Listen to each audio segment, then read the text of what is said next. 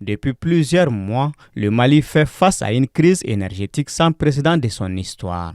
Face à cette situation, les responsables de la Société Énergie du Mali ont rencontré la presse ce jeudi 7 mars pour faire le point global de la situation.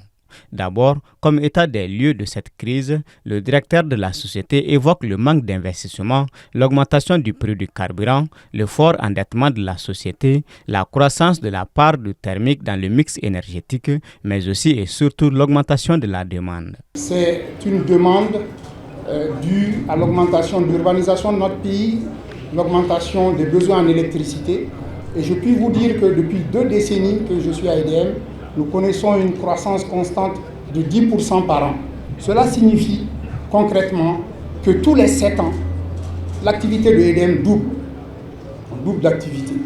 Ainsi, pour vous donner une idée, en 2002, nos besoins en énergie électrique étaient de l'ordre de 600 millions de kilowattheures.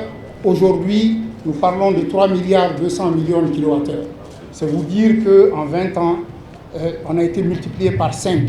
Pour le mois de Ramadan, durant lequel les inquiétudes sont accentuées, le directeur rassure qu'il y aura une diminution significative des temps de délestage. Nous sommes à quelques jours du Saint-Mois et naturellement, il s'agit là d'une grande préoccupation pour nous, pour les autorités, les plus hautes autorités, afin que ce mois puisse se passer dans les meilleures conditions possibles dans ce contexte de crise énergétique.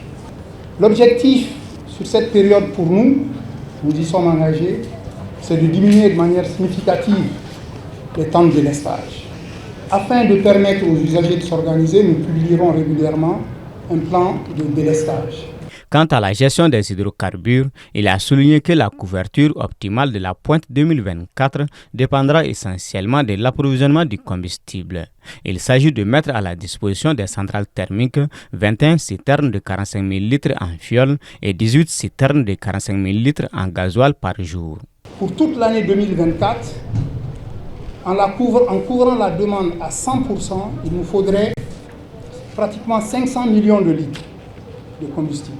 C'est 11 000 citernes pour vous permettre de fixer les idées.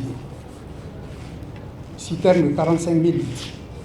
C'est aussi 309 milliards de francs CFA pour acheter tout ce combustible. Et là, je ne vous parle que du combustible. Je ne vous parle pas des autres intrants qui interviennent dans la production d'électricité.